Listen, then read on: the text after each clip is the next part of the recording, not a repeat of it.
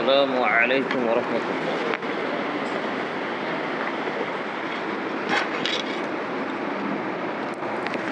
السلام عليكم ورحمة الله. إن الحمد لله نحمده ونستعينه ونستغفره ونعوذ بالله من شرور أنفسنا ومن سيئات أعمالنا. من يهده الله فلا مضل له ومن يضلله فلا هادي له.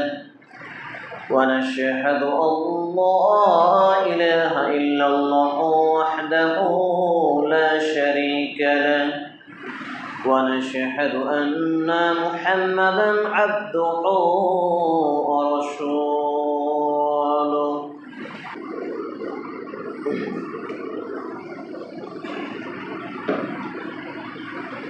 الحمد لله رب العالمين،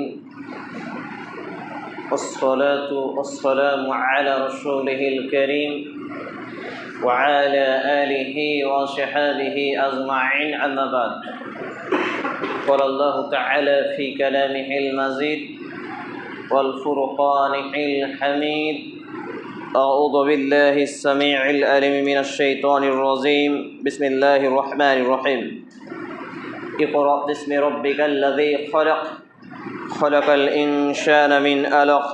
اقرأ وربك الأكرم الذي علم بالقلم علم الإنسان ما لم يعلم. الآية. وقال الله تعالى: أعوذ بالله السميع العليم من الشيطان الرجيم. رب زدني علما، رب زدني علما، رب زدني علما. عن أنس بن مالك رضي الله تعالى عنه قال: قال رسول الله صلى الله عليه وسلم: طلب العلم فريضة على كل مسلم. رواه ابن ماجه بسند صحيح. رب اشرح لي صدري ويسر لي أمري واحلل عقدة من لساني يفقهوا قولي. رب يسر ولا تؤشر وتمم بالخير. رب زدني علما، رب زدني علما، رب زدني علما. যাবতীয় প্রশংসা, গুণগান, গুণকীর্তন, হামদ ও শান একমাত্র আল্লাহ রাব্বুল আলামিনের নিমিত্তে, যিনি এক ও একক, ওয়াহদাহু লা শারীক, খালিক এবং মালিক। যে আল্লাহ রাব্বুল ইজ্জাত বর্তমান সময় পর্যন্ত আমাদেরকে জীবিত, সুস্থ, সবল, বাকশক্তি, শ্রবণ শক্তি সহ অসংখ্য অগণিত নিয়ামত দিয়ে ভরপুর করে রেখেছেন, যিনি এখন পর্যন্ত আমাকে আপনাকে উপস্থিত হয়ে জুমার মসজিদে আসার তৌফিক দান করেছেন, তারই প্রশংসা করত আন্তরিকতার সাথে একযোগে একসাথে পুরুষ হিসেবে উচ্চস্বরে পাঠ করিয়াছেন। আমরা বলি ফেরি আলহামদুলিল্লাহ।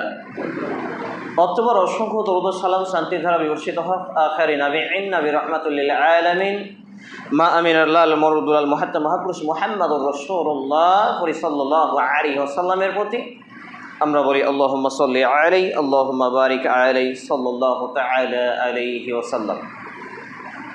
আনা তুআলিবুল ইলম। আমি একজন ইসলামের নগণ্য অযোগ্য ছাত্র হিসেবে আজকে শুক্রবার 24 এপ্রিল 2026